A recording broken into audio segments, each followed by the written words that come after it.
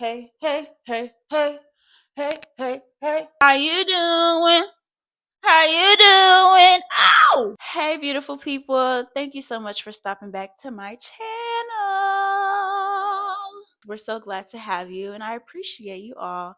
To the newcomers, my name is Mickey. I'm your neighborhood dabbler, and today we're going to be doing a little bit of baking. I know that it's such a haggle to get your hands on Girl Scout cookies because, like, they only sell them once a year, and when they're gone, they're gone. And if you're anything like me, I can really go through a box in like 2 days. What I'm gonna do? What I'm gonna do now? All my cookies are gone. I was supposed to be saving the other box, but I ate it. So now it's just like, what is a girl to do? So today we are going to go on a little journey, me and you. Yes, we are. And we're going to make some Thin Mint cookies from scratch. Now, I am a bit nervous. Although I am a baker, I have never made Girl Scout cookies before. It's just something that I'm not gonna lie, it's kind of hard to replicate. Like, it's so precise that I don't doubt that I can do it because, I'm great at anything that I do. But I will say it's going to be a journey. I looked at a couple different recipes. I got some different perspectives from other bakers, and I'm going to be doing this chocolate sugar cookie with the hopes that it replicates a Thin Mint cookie. My hopes are really high because I love Thin Mint cookies. I love Thin Mint cookies. Like I just told y'all, I can go through like a box in a day, or at least the sleeve. So it's like when I make these, it's on. It's on.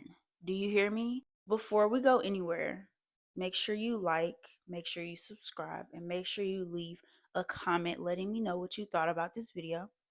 And if you have any other suggestions, recommendations, or anything else that you want to see me do, let me know below. Now that we have all the formalities out of the way, let's get down to business. Let's get down to business. Make sure you grab your notepad, grab your pen, get your note app ready, get your scroll, get your quill, whatever you need. But make sure that you're ready to go. We're going to get in the lab where we're going to do a bit of experimenting. It's time!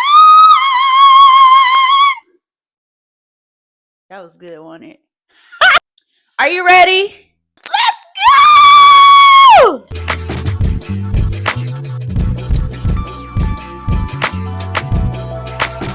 Alright, y'all, so I started with a glass bowl. Into this glass bowl, I did 3/4 a cup of butter. It was already softened and room temp, so it was easier to blend that way. I went in with my blender, my hand mixer, if you will, and I made sure that I got every little cube and made sure that it was like down to a really like smooth, fine paste. After that, I went in with a cup of sugar and I blended that. In this process, I made sure, really after every step, everything that I added, I went in with my spatula to scrape the sides of my bowls just to make sure that all of my contents were accounted for and everything was incorporated.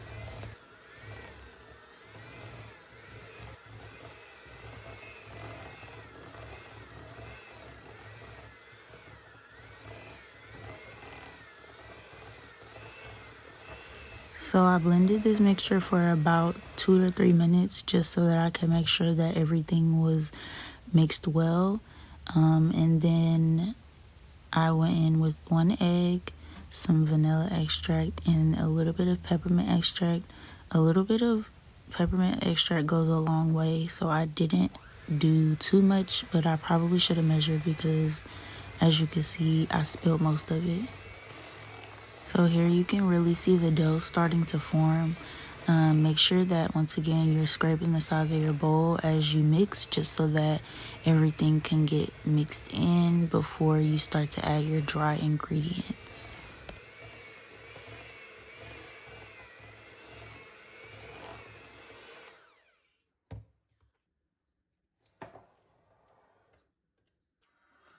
So into a separate bowl, I got out my sifter and I did 1.5 cups of all-purpose flour. I don't really think you need self-rising flour because we don't need the cookies to rise, but hey, it's whatever you got, I think will work fine. And then I also went in with 3/4 cups of cocoa powder. This is unsweetened. If you have like a dark cocoa powder, that should work fine also. And I've been seeing people with the black cocoa powder. I haven't been able to get my hands on it, but if you got that, that'll work also. And then I did 1/4 a cup of baking powder. It calls for salt, but I used a little bit of salted butter, so I did not add any salt. If you don't own this type of sifter, or if you don't have like a hand sifter, go do the same thing. Add your ingredients to a separate bowl and then just mix it with a whisk for a couple of minutes to make sure that all of the clumps are gone. After I've sifted my dry ingredients, I add them to my wet ingredients half by half, and I mix in half. This part was annoying because, as you can see, there's dust eating everywhere. So if you have a cover for your hand mixer, like something to put over it so that your ingredients don't go all over the counter, that would be great. We want to add the dry ingredients in half by half just so that we can make sure that, like I said before, everything doesn't go all over the place, and so that we don't overpower the dough, the wet ingredients, and that they can all kind of like take time to get acquainted. Because if you can see, the second half was a bit harder to mix in, and it took me a little bit longer than it did with the first half.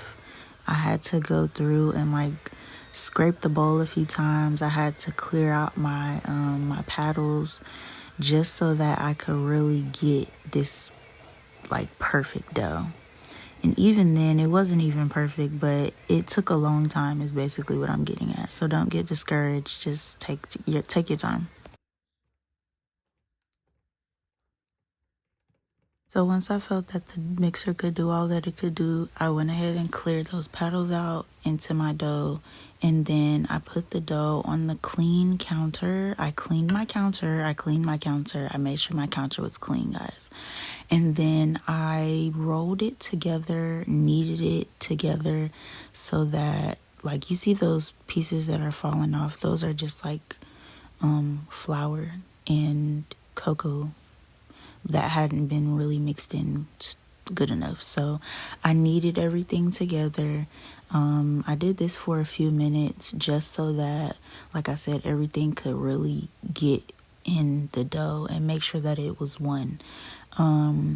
You gotta really use them elbows. You gotta really get in there and not be scared to do it, you know. Same thing with like mixing any kind of, or kneading any kind of dough. You really just gotta like take your time with it. And then once you can tell that, okay, it's all one, it's not going anywhere, then that's when you can call it. So to make the next step easier, I cut that log in half and I went in with my rolling pin so that I could create a flat surface of dough to make my circles. I didn't dust my rolling pin with any flour or cocoa powder just because I didn't want any type of residue on my dough. I just wanted it to be dough. And then if you can see, it will probably be easier for you to go one direction instead of going back and forth, just so that you can reduce some of the breakage within the dough. I'll show you later. I did a second batch and I kind of messed up a little bit just because I was going back and forth and it made some cracks. So here I am. I have a baby food jar that I use for baking purposes only. It is also clean. I cleaned it twice before I did this.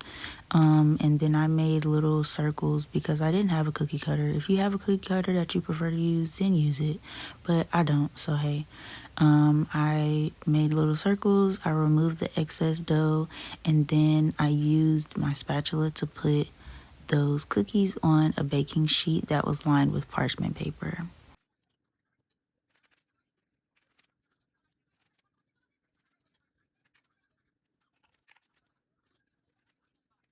So I have some excess dough from the cut out pieces, and I'm gonna roll that up and do the same thing again.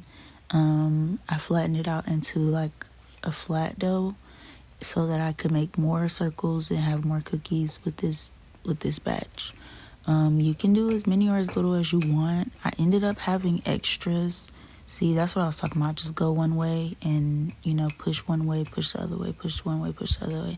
And then you can fix those rips and tears just by rolling over it and putting a little pressure on it. I ended up having extras because I didn't have enough chocolate.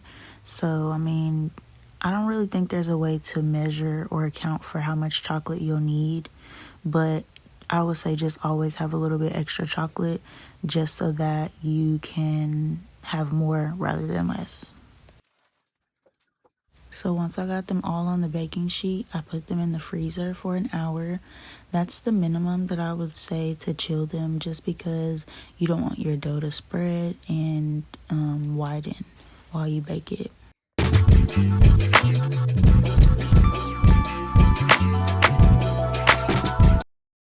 I had my oven preheating on 350, and then once it got ready, I put my cookies in there for about 10 minutes.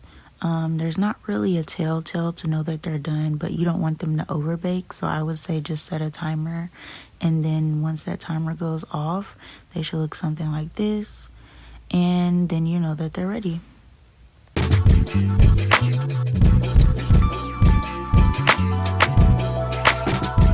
This next step is probably the most fun, in my opinion. When I went to get my ingredients, I found a mint dark chocolate bar, and it tasted pretty good. I thought it would be a good addition. But I'm not gonna say I was mistaken, but I probably next time will just use dark chocolate instead of mint chocolate. And then once that melted, I added a bit of peppermint extract, mixed it up really good, and got ready to coat my cookies. Once I brought them out of the oven, I let them cool down on a cooling rack for about 10 minutes, just so that they don't break when I drop them in the chocolate.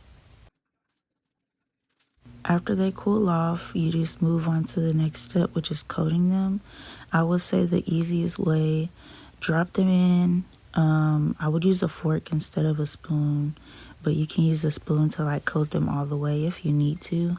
And then just shake off the excess before you put it on the parchment paper, just so that they don't like slide all over the place and it won't be like extra chocolate on the bottom and stuff like that. If that's your thing, do your thing. Do what you prefer, but I just feel like it would be easier to use a fork, shake off the excess, and then place it on the baking sheet. And then just repeat. I didn't do any extra little cute toppings or anything or designs on the top. I just kind of did a smooth little patty. But like I said, do your thing, do what you prefer, whatever you think would be cute, do that.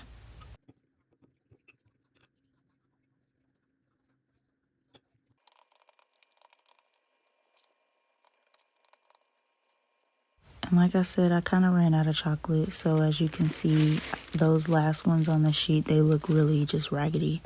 But those were the last ones because I used the last bit of chocolate. But I let them sit in the freezer for another 20 to 30 minutes. And here they go after they were chilled.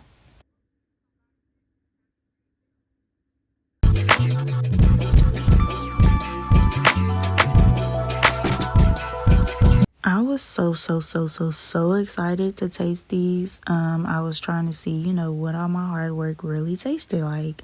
So, I went and tried to like break them in half, and I was sadly mistaken. I almost hurt my finger. These are not breakable.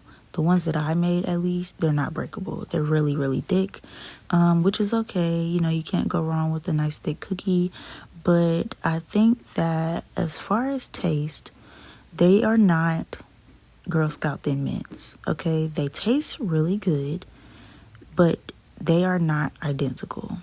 Now, I gave them to other people. They said they were really good. I don't think that they're nasty. they're just not what I expected and not what I had hoped for. If I could do something different, I would add a little bit more peppermint to the dough.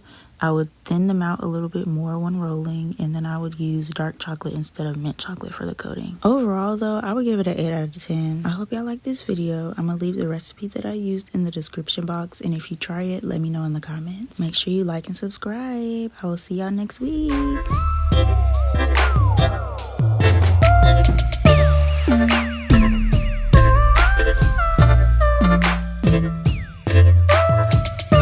Thank you.